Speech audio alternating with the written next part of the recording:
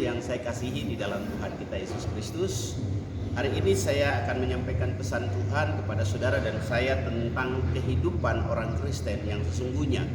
Di dalam Kolose pasal yang ketiga, di situ ayat yang keempat dikatakan begini: apabila Kristus yang adalah hidup kita menyatakan diri kelak, kamu pun akan menyatakan diri bersama dengan Dia di dalam kemuliaan.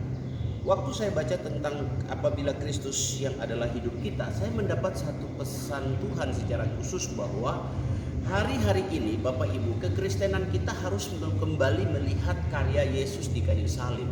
Kristus adalah hidup kita karena Dia telah mati dan bangkit bagi kita. Segala perbuatan dosa kita, kutuk keturunan sudah selesai di kayu salib.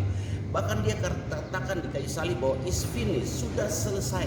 Oleh sebab itu mari kita bergerak sekarang dengan melihat Kristus yang hidup di dalam diri kita. Hidup kita bukan kita lagi tetapi Kristus. Nah, ayat itu katakan bahwa apabila Dia menyatakan diri bersama-sama dengan Dia, Dia datang kelak, kita pun akan menyatakan diri bersama-sama dengan Dia di dalam kemuliaannya.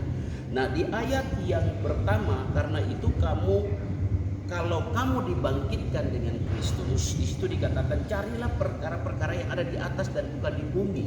Kita sudah mulai punya pandangan fokus kita kepada Kristus, kepada surga itu sendiri, kepada kerajaan Allah. Kalau kita ada di dalam kesatuan gereja-gereja di kawasan kita, di kota kita, mari kita bergandengan tangan, kita bawa pesan kerajaan, bawa pesan di mana Kristus ada. Ayat yang kedua dikatakan pikirkanlah perkara-perkara yang ada di atas dan bukan di bumi. Kebutuhan makan, minum, pakai saudara dan saya memang itu menjadi kebutuhan kita, tapi Allah berkata bahwa Dia menyediakan segalanya bagi saudara dan saya.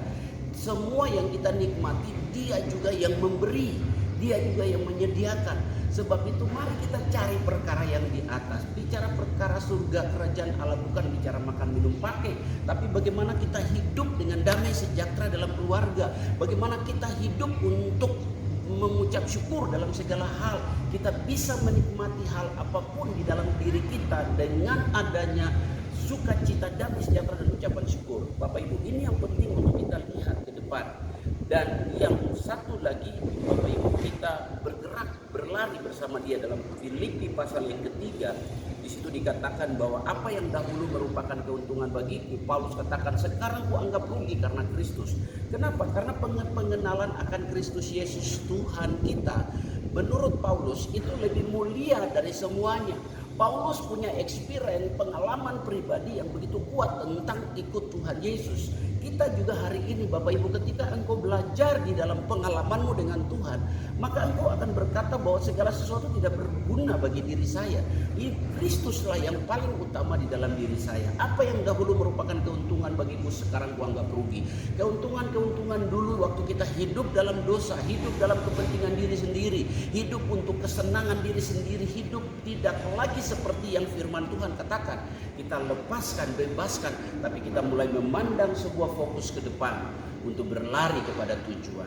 Inilah pesan bagi Bapak Ibu Saudara dan saya untuk melihat hari esok kita akan lebih baik dari hari ini. Tuhan memberkati karena Tuhan menyertai Bapak Ibu. Shalom.